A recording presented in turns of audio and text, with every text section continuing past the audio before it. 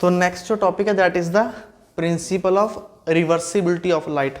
देखिए लाइट को रिवर्स करना है, लाइट का जो पाथ है उसको रिट्रेस करना है। चलिए करेंगे। तो देखिए ये एक इंटरफेस सरफेस है, इससे ऊपर है एयर, एयर को क्या बोलते हैं रेयर मीडियम, और इसके नीचे क्या है, इसके नीचे है वाटर, वाटर को क्या बोलते हैं डेंसर मीडियम। ठीक है, मान लीजिए यहाँ से कहीं से लाइट आ रहा है, यहाँ से लाइट आ रहा है, और इस लाइट को एक्चुअल में तो देखो बिल्कुल सीधा जाना था। ठीक है, ये लाइट का इंटेंशन है, लाइट कहाँ जाना चाह रहा है, सीधा जाना चाह रहा है। और हमें पता है कि जब लाइट रेयर मीडियम से डेंसर मीडियम के अंदर आएगा लाइट बेंड करेगी। जब लाइट बेंड किधर को करेगी, it bend towards the normal, तो यहाँ पर लाइट पहुँचेगी। देखिए लाइट का इंटेंशन था इधर जाने का, लाइट बेंड करेगी डेंसर की तरफ।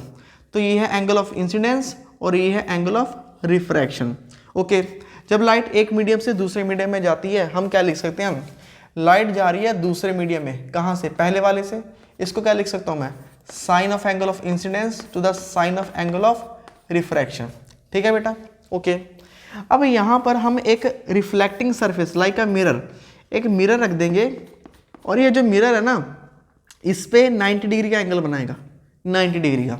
ओके, इस पे 90 डिग्री का एंगल बनाएगा, लाइट इस पे स्ट्राइक करेगी, स्ट्राइक करने के बाद इसी रास्ते से, बिल्कुल इसी रास्ते से वापस चले जाएगी।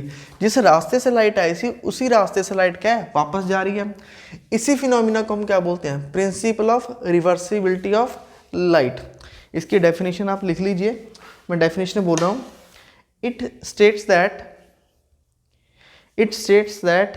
if the light after suffering any number of reflections and refractions has its path reversed,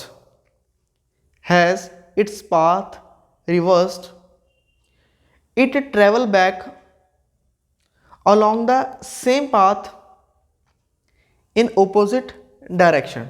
ठीक है, तो इस डेफिनेशन में आपको क्या बोला है, after the number of reflection and refraction. देखिए यहाँ से जब एक मीडियम से दूसरे मीडियम में जा रहा है तो लाइट का रिफ्रैक्शन हो रहा है, इससे टकराने के बाद लाइट का क्या हो रहा है, रिफ्लेक्शन हो रहा है। तो रिफ्लेक्शन और रिफ्रैक्शन दोनों ही हो रहे हैं, और लाइट जो है एक्चुअल पाथ जिस रास्ते से आई थी उसी रास्ते से वापस जा रही है। इसको बोल देंगे प्रिंसिपल ऑफ रिवर्सिबिलिटी। ओके, जब लाइट देखिए यहाँ से वापस जाएगा, उल्टा उधर को जाएगा, तो हम क्या लिखेंगे, फिर हम लिखेंगे लाइट किधर जा रहा है, पहले मीडियम में, कहाँ से जा रहा है, दूसरे वाले मीडियम में से। ठीक है, मतलब ये है वाटर से एयर में जा रहा है, इसको क्या लिखेंगे, साइन आई।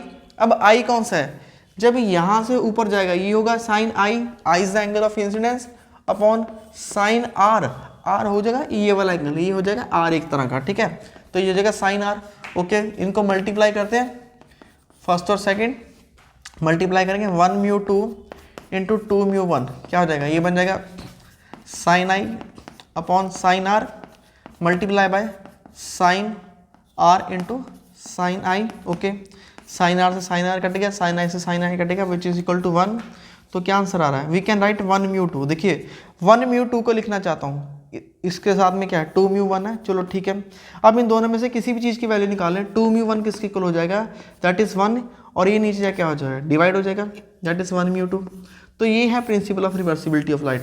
ठीक है, लाइट जो है पहले मीडियम में जा रहा है दूसरे मीडियम से, तो ये किसके इक्वल होगा, that is light going in the medium number 2 from the medium number 1। This equation is the principle of reversibility of light. चलिए अब देखते हैं लेटरल शिफ्ट। लेटरल शिफ्ट क्या होता है, तो नेक्स्ट टॉपिक है बेटा लेटरल शिफ्ट। लेटरल शिफ्ट में देखिए ये जो आपको एक चौरस डिब्बे में दिखाई दे रहा है, this is a glass slab. ऐसा एक ग्लास स्लैब है, इसमें हम कुछ इस तरह से लाइट पास करेंगे। ठीक है, लाइट पास करने पे ये बेंड हो रहा है। तो देखिए अगर मैं पहले आपको थ्योरी वाइज थोड़ा सा इसको समझाऊं, तो देखिए यहाँ पर एक लाइट का सोर्स है, यहाँ पर हमने एक लाइट का सोर्स लगा रखा है। इस सोर्स से देखिए यहाँ से लाइट जा रही है, जब ये लाइट जाएगी, लाइट का इंटेंशन है लाइट यहाँ से बिल्कुल ऐसा सीधा जाना चाह रही है। ठीक है, सीधा जाना चाह रही है, बट एक्चुअल में क्या ऐसा होगा, आंसर है बिल्कुल नहीं होगा। क्यों नहीं होगा, इसको हम थोड़ा डॉटेडली बनाएंगे, क्योंकि लाइट एक्चुअल में यहाँ पर जा नहीं रही। क्यों नहीं जा पा रही, क्योंकि देखिए मीडियम चेंज हो गया, और हमें पता है जब भी मीडियम चेंज होता है, मीडियम के चेंज होने से क्या होता है, लाइट की डायरेक्शन बदल जाएगी। तो यहाँ से लाइट इधर आएगी और इस पॉइंट पे स्ट्राइक करने के बाद लाइट इधर को बेंड हो जाएगी, ठीक है। और जब लाइट यहाँ पर पहुँचेगी, ये है एयर और ये है ग्लास, ठीक है। जब ग्लास में लाइट आती है, एयर टू ग्लास आएगी, that is rare medium to denser medium, तो लाइट बेंड करता है टूवर्ड्स द नॉर्मल, ये हो जाएगा एंगल आई और ये हो जाएगा एंगल आर, ठीक है। ये है एंगल आर, ओके। अगर ये एंगल आर है, ठीक है, जब यहाँ पर आएगा, अब डेंसर मीडियम से रेयर मीडियम में आ रही है, जब लाइट डेंसर मीडियम से रेयर मीडियम में आती है तो लाइट बेंड करती है अवे फ्रॉम द नॉर्मल, तो ये हो जाएगी एमर्जेंट रे और ये वाला एंगल हो जाएगा एंगल ऑफ एमर्जेंट, ठीक है बच्चों। तो यहाँ पर देखिए, यहाँ पर ये जो परपेंडिकुलर डिस्टेंस होगा ना, ये वाला perpendicular distance, this perpendicular distance is called a lateral shift. ये मतलब लेटरल शिफ्ट क्या है कि लाइट ने एक्चुअल में अपना रास्ता कितना बदला है, ठीक है। लाइट यहाँ से चली थी, यहाँ से चलकर इधर पहुँचना चाहिए था, एम पॉइंट पे पहुँचना चाहिए था, जबकि लाइट यहाँ से चल के कहाँ पे पहुँच गई, इस के पॉइंट पे पहुँच गई। तो ये जो परपेंडिकुलर डिस्टेंस है किस किस के बीच में, इंसिडेंट रे एंड एमर्जेंट रे, इसको क्या बोलते हैं, लेटरल शिफ्ट। चलिए इसको लिख लेते हैं, द परपेंडिकुलर डिस्टेंस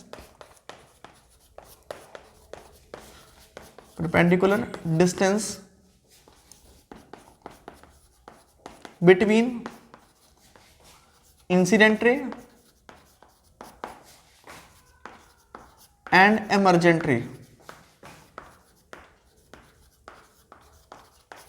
ठीक है। इंसिडेंट रे और इमर्जेंट रे के बीच में जो परपेंडिकुलर डिस्टेंस है, जिसको हमने किस लेटर से डिनोट किया है, डी से, उसको क्या बोलेंगे, called lateral shift, called lateral shift, okay. चलिए इसको आपको प्रैक्टिकली भी करके दिखाते हैं। तो इसके लिए थोड़ा लाइट को कम करते हैं, ठीक है। अब देखिए लाइट को हमने थोड़ा कम कर दिया। अब यहाँ से मैं आपको इसमें जो है, ये मैं रख रहा हूँ ग्लास स्लैब, और बिल्कुल यहीं से मैं आप लाइट को जो है इंसिडेंट करूँगा। तो चलिए देखते हैं क्या एक्चुअल में ये पॉसिबल है। तो ये देखिए, अगर आपको दिखाई दे रहा होगा, यहाँ से देखिए, ये देखिए है, ये देखिए लाइट कहाँ से आ रहा है और किधर कितना बैंड हो रहा है, ठीक है। ये आपको दिखाई दे रहा है, ठीक है। ये है लेटरल शिफ्ट, ये देखिए, ठीक है। लाइट का इंटेंसिटी किधर को है, ठीक है। ये है लेटरल शिफ्ट, लाइट कहाँ पहुँच रहा है, किस किस एंगल से, ठीक है। अगर नीचे से लगाऊंगा, ऐसे ही नीचे से भी लगा सकते हैं हम। ये देखिए, जितना आप एंगल चेंज करते जाएंगे, देखिए लाइट किधर से किधर पहुँच गया, ठीक है। लाइट कहाँ से कहाँ पहुँच रहा है, जितना आप एंगल ऑफ इंसिडेंस चेंज करेंगे, लेटरल शिफ्ट भी चेंज होती रहेगी, ठीक है। तो ये हो गया लेटरल डिस्प्लेसमेंट के बारे में, ओके। चलिए सभी लाइट्स को ऑन कर लेते हैं, ओके। तो ये आपको, ठीक है, फिर से दोहरा रहा हूँ। देखिए यहाँ से जब हमने यहाँ से लाइट, देखिए कितना चेंज आ रहा है, अभी लाइट में भी दिखाई दे रहा है कितना लाइट बेंड कर रहा है, ठीक है। तो ये है लेटरल शिफ्ट, ठीक है जी। तो इसी लेटरल डिस्प्लेसमेंट को थोड़ा कैलकुलेट भी कर लेते हैं, इसकी कैलकुलेशन, ओके। तो लेट्स सी, यहाँ पर देखिए ये है एंगल आई, ये एंगल आर, ये वाला एंगल और ये पूरा एंगल यहाँ से यहाँ तक, ये वर्टिकल ऑपोजिट है। देखिए अगर मैं पूरे एंगल की बात करूँ, ये पूरा एंगल और ये वर्टिकल ऑपोजिट है, उसमें से ये जो आधा एंगल है ये तो है आर, तो ये बाकी कितना रह जाएगा, ये रह जाएगा आई माइनस आर। इस एंगल को नाम दे देंगे आई माइनस आर, ठीक है। इसमें थोड़ा साइड में लिख देता हूँ, इस एंगल में यहाँ पे स्पेस कम है, ये जो एंगल है that is I minus R, okay. थोड़ा मेजरमेंट करते हैं, इसका नेमिंग दे देते हैं। This point is P, this point is Q, ये पॉइंट को नाम देते हैं टी, ठीक है। तो ये हो गया, ओके। सबसे पहले बात करते हैं और यहाँ पर दे देते हैं पॉइंट नंबर एल, एल है कहीं पे नहीं, ठीक है। तो ये हो गया। इन ट्रायंगल कैसे करना है, in triangle P T L, ठीक है जी। In triangle P T L sine I minus r, तो साइन आई माइनस आर के अकॉर्डिंग, ठीक है, इस एंगल के अकॉर्डिंग ये हो जाएगा बेस, ये परपेंडिकुलर और ये हाइपोटेन्यूज, ठीक है जी। साइन का फॉर्मूला होता है बेटा परपेंडिकुलर अपॉन हाइपोटेन्यूज। तो परपेंडिकुलर क्या है, ये है perpendicular T L, okay. Perpendicular है टी एल अपॉन बेस क्या है, हाइपोटेन्यूज क्या है, पी टी, हाइपोटेन्यूज है P T, okay. T L की वैल्यू क्या है, T L is the D upon P T, इसको ऐसे लिख देंगे और यहाँ से डी की वैल्यू निकाल लीजिए, डी आ जाएगा दैट इज पी टी इधर मल्टीप्लाई हो जाएगा, पी टी इंटू साइन आई माइनस आर, ठीक है जी। तो ये आ जाएगा पी टी इंटू साइन आई माइनस आर। अब पी टी का मेजरमेंट हमें नहीं मालूम, ये पी टी कितना है, पी टी को कैलकुलेट कर लेते हैं, पी टी कितना होगा। तो पी टी को कैसे कैलकुलेट करेंगे, फिर से in triangle P Q T, जल्दी से देखिए, इन ट्रायंगल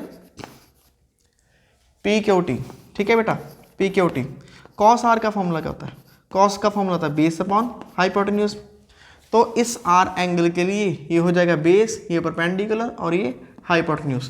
तो बेस हो जाएगा पी क्यू, ओके, और हाइपोटेन्यूज क्या हो जाएगा, हाइपोटेन्यूज हो जाएगा पी टी, ओके। हमें पी टी की वैल्यू चाहिए, तो पी टी की वैल्यू किसकी इधर आ जाएगी, पी टी इधर आ जाएगा, कॉस आर नीचे चला जाएगा, that is P Q upon cos R, okay. P से लेके क्यू, बेटा पी से लेके क्यू, ये जो पी क्यू है that is the thickness of the slab, इसको टी मान लेंगे, ठीक है। कितना मतलब चौड़ाई है स्लैब का, इसको लिख देंगे टी अपॉन कॉस आर। तो ये होगा क्वेश्चन नंबर 1, ओके, ये होगा क्वेश्चन नंबर 2, ठीक है जी। अब 2 को फर्स्ट में पुट कर देंगे, यूज करेंगे सेकंड इन फर्स्ट, सेकंड को फर्स्ट में यूज करिए तो डी किसके इक्वल आ रहा है, D is equal to P T sine I minus R, ये था, ठीक है। पी टी की वैल्यू क्या निकल के आई है, that is T upon cos R, P T की वैल्यू पुट कर देंगे, that is T upon cos R, okay. यहाँ पर क्या आ रहा है, साइन आई माइनस आर, ठीक है बेटा, ये आ गया। तो this is the final expression for the lateral displacement. तो ये लाइट जो है कितना बैंड हो रही है उसका मैथमेटिकल कैलकुलेशन ये आया। तो ये किस किस पे डिपेंड कर रही है, आपको लास्ट में लिखना है कौन कौन से फैक्टर पे डिपेंड कर रही है। फर्स्ट इज द टी, देखिए जितना ये थिकनेस बढ़ता जाएगा, जितना ये थिकनेस बढ़ेगा ये लेटेड डिस्प्लेसमेंट इंक्रीज होती जाएगी। दूसरा एंगल ऑफ इंसिडेंस से, जितना आप एंगल ऑफ इंसिडेंस इंक्रीज करेंगे, एंगल ऑफ इंसिडेंस इंक्रीज करने पे भी ये क्या हो जाएगा, इंक्रीज हो जाएगा, ठीक है। और तीसरा रिफ्रैक्टिव इंडेक्स से भी, ठीक है, जितना ज़्यादा आप ये लिख लें, ठीक है, जो मैंने बोला है पहले बताया आपको टी, जितना ये टी ज़्यादा होगा उतना ज़्यादा लेटरल डिस्प्लेसमेंट होगा या लेटरल शिफ्ट। दूसरा एंगल ऑफ इंसिडेंस से, एंगल ऑफ इंसिडेंस के बढ़ने पे ये इंक्रीज हो जाएगा लेटरल डिस्प्लेसमेंट। थर्ड है रिफ्रैक्टिव इंडेक्स, देखिए आपको पता है रिफ्रैक्टिव इंडेक्स हमेशा एक से ज़्यादा होता है और जितना ज़्यादा रिफ्रैक्टिव इंडेक्स होगा उतना लाइट ज़्यादा बेंड करेगी। अब अगर लाइट और बेंड करेगी, ये लाइट जो है अगर और बेंड करेगी ये इधर को आ जाएगी, अगर ये इधर को आ जाएगी तो ये डिस्टेंस और इंक्रीज हो जाएगा। थर्ड है रिफ्रैक्टिव इंडेक्स, ठीक है, अगर रिफ्रैक्टिव इंडेक्स को इंक्रीज करेंगे तो ये जो लेटरल डिस्प्लेसमेंट है ये भी इंक्रीज हो जाएगा। तो ये हैं इसके factor. So this is all about the lateral displacement. चलिए बढ़ते हैं नेक्स्ट टॉपिक की ओर।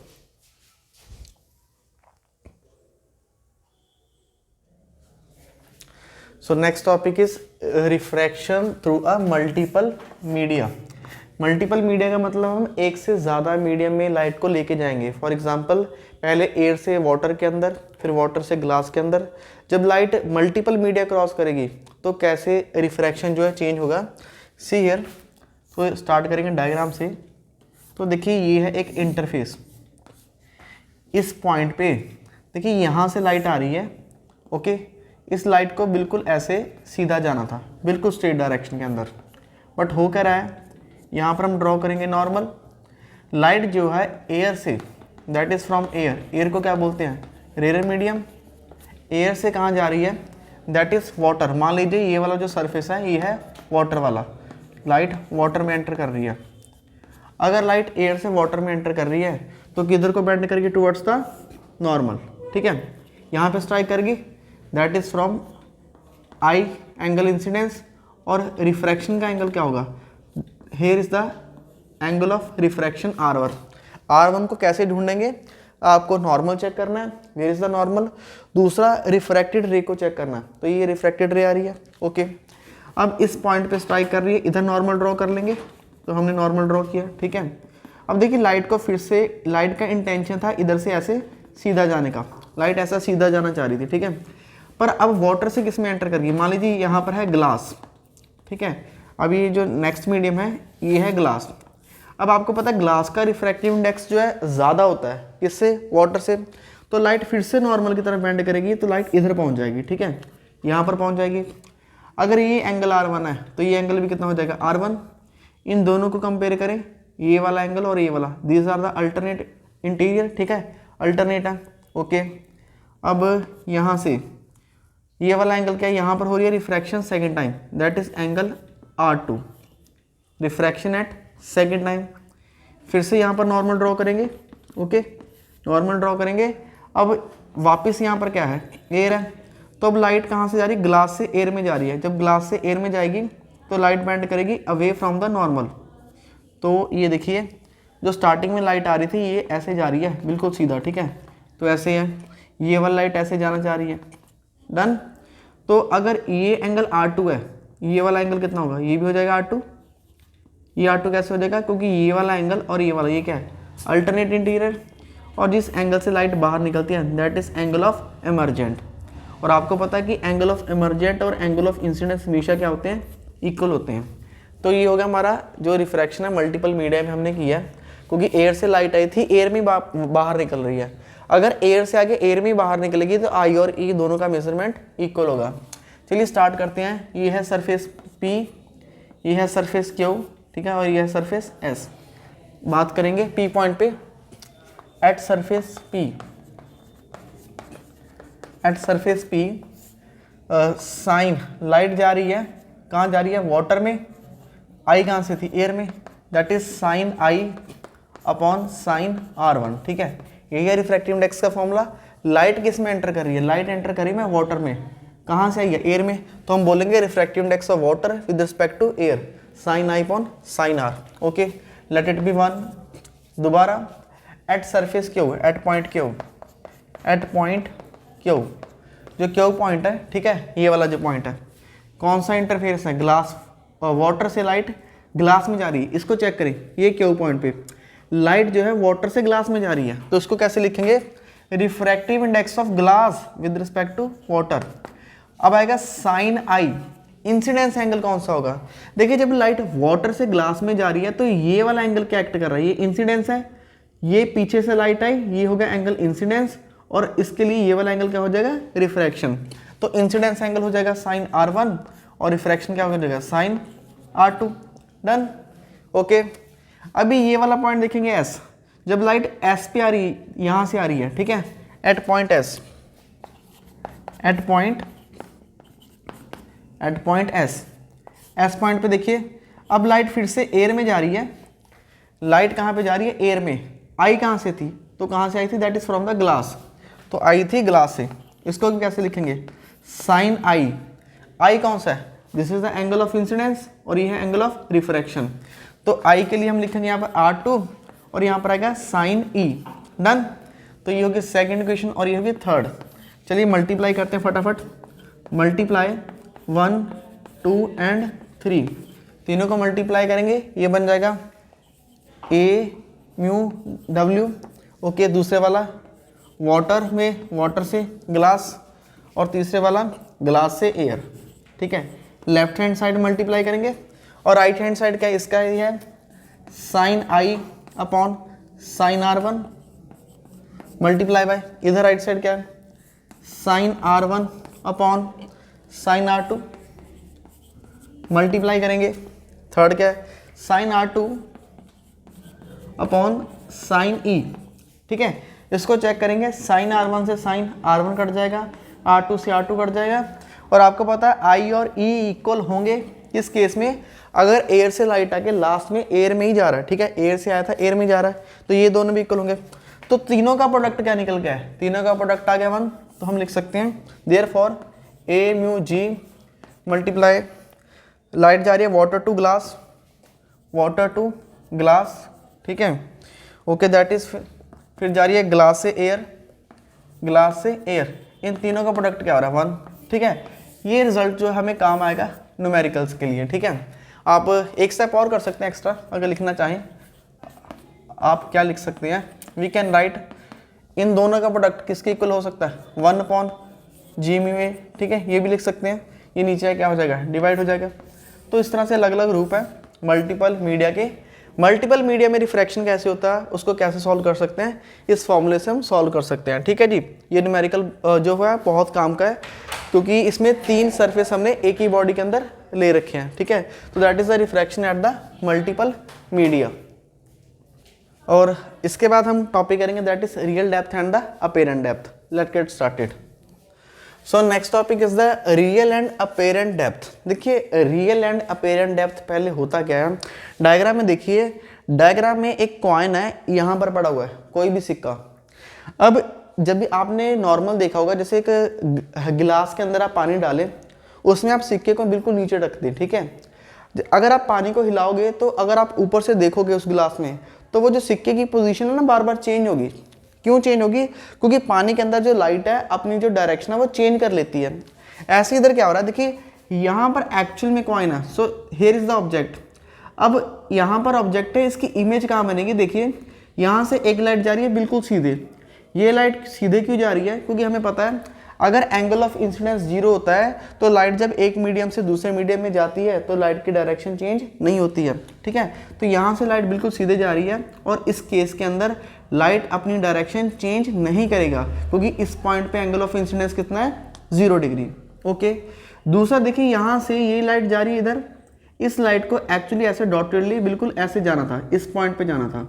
अब वो कह रहा है मीडियम है डेंसर, पानी में सिक्का है, जब लाइट डेंसर मीडियम से रेयर मीडियम में जाती है तो क्या होता है? लाइट बेंड करेगी अवे फ्रॉम द नॉर्मल। देखिए ये नॉर्मल है, that is N N dash, ये नॉर्मल है, लाइट यहाँ ऐसे जा रही थी, ये नॉर्मल से दूर की तरफ, इस तरफ क्या है? बेंड हो गई है, तो यहाँ पर लाइट पहुँच रही है। ओके, तो देखिए एक लाइट इधर को जा रही है, एक लाइट इधर को जा रही है, ये है डन। अब ये जो लाइट बेंड हुई ना, ये देखिए लाइट बेंड हुई, इसको हम थोड़ा डॉटेडली ऐसे बढ़ाएंगे। यहाँ पर देखिए 2 लाइट्स ज्वाइन हो रही हैं, एक ये वाली और एक ये वाली, ठीक है, इधर जुड़ रही है, तो यहाँ पर इसकी इमेज निकल के आएगी, यहाँ पर इमेज बनेगी, ठीक है। ऑब्जेक्ट इधर है, इमेज इधर बन रहा है।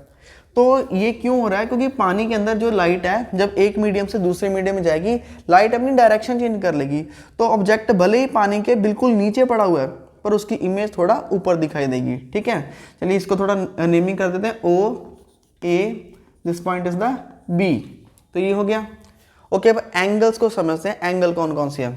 एंगल ऑफ इंसिडेंस क्या होता है? एंगल ऑफ इंसिडेंस होता है यहाँ से लाइट जा रही है और नॉर्मल, नॉर्मल और लाइट के बीच का एंगल, इसको बोलते हैं एंगल ऑफ इंसिडेंस।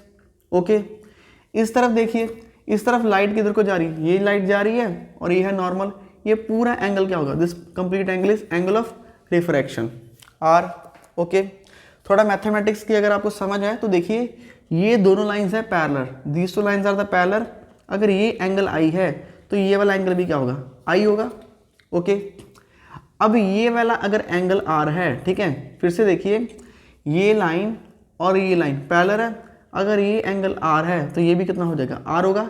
कौन सा रूल लगेगा? कॉरस्पॉन्डिंग, ये दोनों कॉरस्पॉन्डिंग और ये दोनों अल्टरनेट। तो डायग्राम कंप्लीट हो चुका है, सिक्का यहाँ पर था, ऑब्जेक्ट इधर है, उसका इमेज इधर दिखाई दे रहा है। ये जो गैप है ना इन दोनों के बीच में, ये जो गैप, इसको बोलते हैं शिफ्ट। कौन सी शिफ्ट है? ये नॉर्मल शिफ्ट। लास्ट जो हमने टॉपिक किया था वो था लेटरल शिफ्ट। तो लेटरल में क्या है? ऐसे परपेंडिकुलर डिस्टेंस होता था, इधर ये जो डिस्टेंस है ये सरफेस के परपेंडिकुलर है, इसलिए इसको बोलते हैं नॉर्मल शिफ्ट। या फिर ये जो डेप्थ है ऊपर से नीचे जिधर सिक्का पड़ा हुआ है, this height, this is the real depth. सिक्का दिखाई कहाँ दे रहा है? सिक्का आपको यहाँ से इधर दिखाई दे रहा है, this is the apparent depth. तो रियल डेप्थ ये है, अपेरेंट डेप्थ ये है। अगर रियल डेप्थ में से अपेरेंट डेप्थ को माइनस कर देंगे तो वो क्या हो जाएगा? Shift, that is real depth minus apparent depth, ठीक है। अगर रियल डेप्थ में से अपेरेंट डेप्थ को माइनस कर देते हैं तो वो क्या हो जाएगा? शिफ्ट। तो इस नॉर्मल शिफ्ट जिसको हम डी सिंबल से लिख रहे हैं, D is the normal shift. तो देखिए रियल डेप्थ क्या है? रियल डेप्थ है ओ से लेके ए, ठीक है, that is O A. Apparent depth क्या है? अपेरेंट है ए से लेके आई, ठीक है, ये है अपेरेंट ए आई।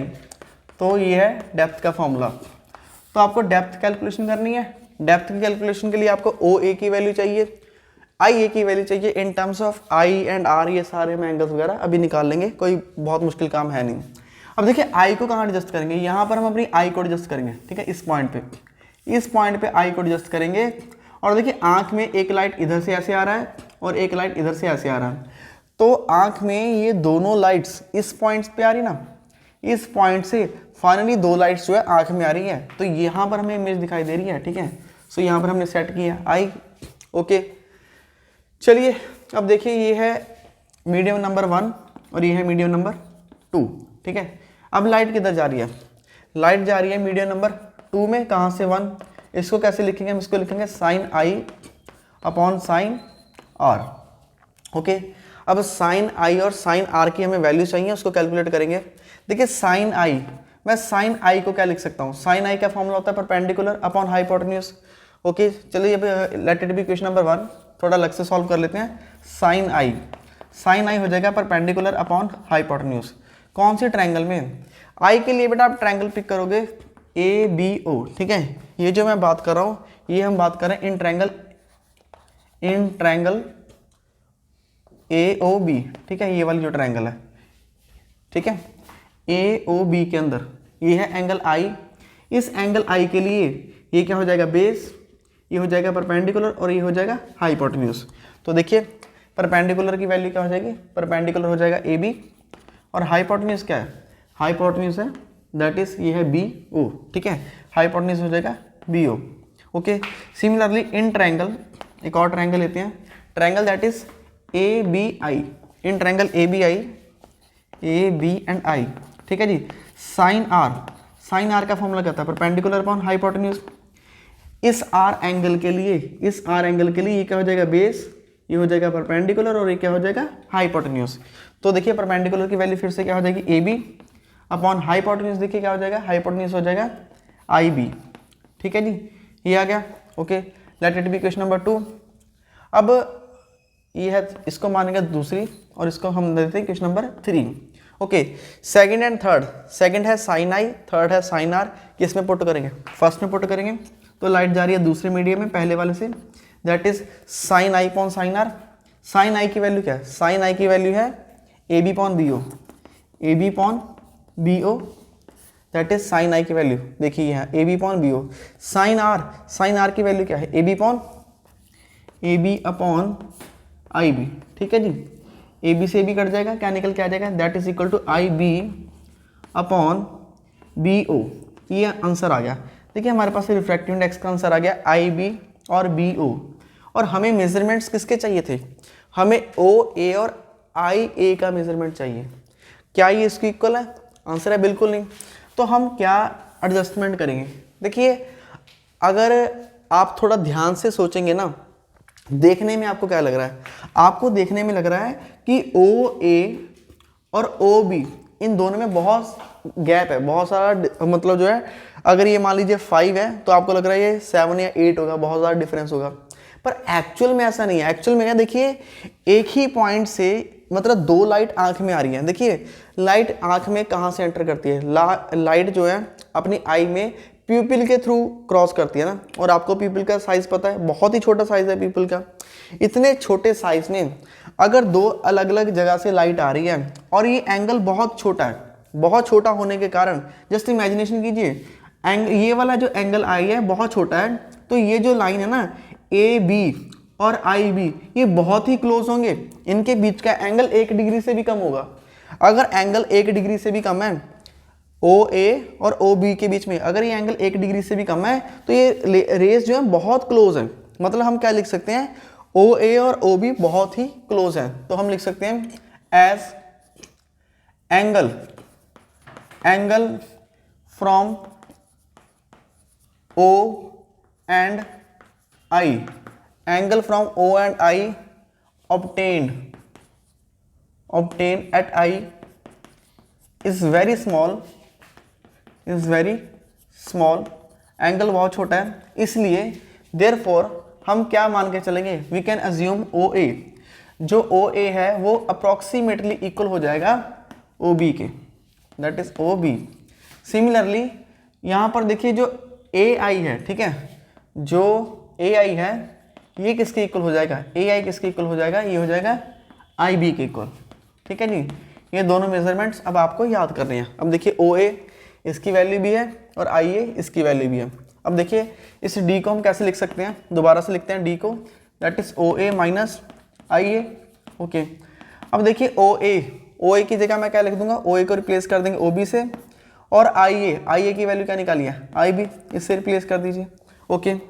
अब इन दोनों में से मैं OB को बाहर निकाल लेता हूँ, ये क्या बन जाएगा, अंदर ब्रैकेट स्टार्ट करेंगे 1, देखो 1 को OB से मल्टीप्लाई करेंगे यही आ जाएगा, और इधर क्या आ जाएगा IB अपॉन OB। ये आ रहा है कि नहीं आ रहा? ओके, IB अपॉन OB मल्टीप्लाई करके देखिए, इसको इससे मल्टीप्लाई करेंगे ये आ जाएगा, इसको इसके साथ मल्टीप्लाई करेंगे ये कट जाएगा, IB आ जाएगा। ठीक है, अब देखिए पहचानिए, ये देखिए IB अपॉन OB ये क्या है, इसकी तो वैल्यू हमने निकाल रखी है, हमने निकाल रखा है 1 mu 2 is equal to IB अपॉन OB है। Let this be equation number 4, ये इक्वेशन नंबर 4 मान लेते हैं। तो हम लिखेंगे फ्रॉम फोर्थ इक्वेशन, ये जो गैप D किसके इक्वल आ रहा है, O से लेके B। देखिए O से लेके B ये क्या है, इसको मान लेते हैं हम थिकनेस, ये है टोटल, ये है हाइट, या इसकी थिकनेस T, इसको नाम दे देते हैं T। ओके, अब ये क्या है 1 माइनस IB अपॉन OB that is 1 mu 2, that is 1 mu 2, ये आ जाएगा।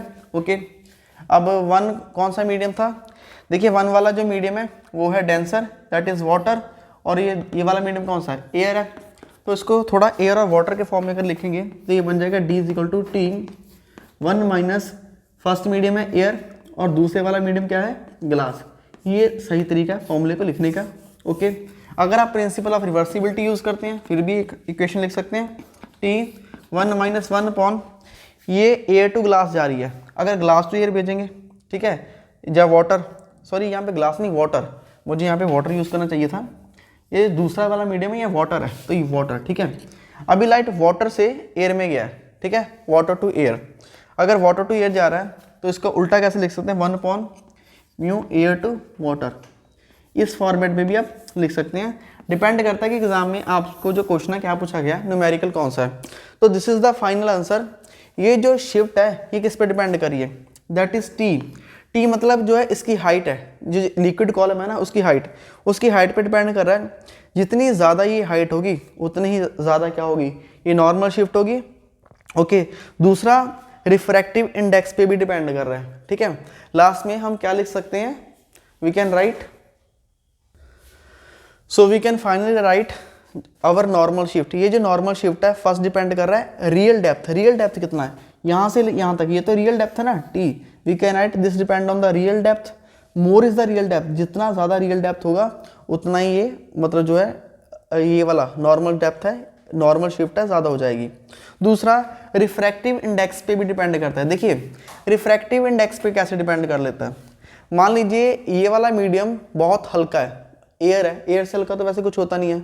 रिफ्रैक्टिव इंडेक्स पे कैसे डिपेंड करती है, देखिए जितने हैवी मीडियम से लाइटर मीडियम में लाइट जाएगी, ध्यान से सुनिएगा, जितने हैवी मीडियम से लाइटर मीडियम में लाइट जाएगी, लाइट उतना ज़्यादा बैंड होगा। ठीक है, एंगल ऑफ आर, जो आर एंगल है उतना ज़्यादा इंक्रीज हो जाएगा, और जितना ज़्यादा आर इंक्रीज होता जाएगा तो ये वाला पॉइंट ऊपर शिफ्ट होता जाएगा। इमेजिनेशन करके देखिए, ये लाइट ऐसे बैंड हो रहा है, अगर ऐसे बैंड हो रहा है तो देखिए यहाँ पर आ जाएगा, तो ये इमेज इधर आ जाएगा। ठीक है, तो जितना रिफ्रैक्टिव इंडेक्स का इन दोनों के बीच में डिफरेंस होगा उतना ज़्यादा डिपेंड कर रहा है। तो this is the final answer for real depth and apparent depth. बेटा एक मिस्टेक को ठीक करेंगे, मिस्टेक क्या कर दी, देखिए यहाँ पर जो लाइट है पहले वाले मीडियम से दूसरे वाले मीडियम में जा रही है, पहले वाला मीडियम वाटर है और दूसरे वाला मीडियम क्या है, दूसरे वाला मीडियम एयर है। तो जहाँ पर हमने 2 लिखा हुआ है तो 2 को रिप्लेस कर देंगे हम एयर से और 1 को रिप्लेस कर देंगे हम वाटर से। अभी जो आपने वीडियो में देखा वहाँ पे मैंने 2 की जगह वाटर लिख दिया था और 1 की जगह एयर लिख दिया था। ठीक है, तो रिफ्रैक्टिव इंडेक्स, लाइट एयर में जा रही है फ्रॉम द वाटर, अगर प्रिंसिपल ऑफ रिवर्सिबिलिटी यूज करेंगे तो ये रेसिप्रोकल होके ऐसे लिख जाएंगे। ठीक है, that is refractive index of water with respect to air. तो ये इसको कैसे प्रोनाउंस करना है, लाइट एयर में जा रहा है वाटर से, इसको ठीक कर लें। ठीक है, पिछली वीडियो में उल्टा, इसी वीडियो के अंदर जो आपने पहले देखा ए की जगह W लिख दिया गया है और W की जगह A, इसको ठीक कर लें। Thanks to watch.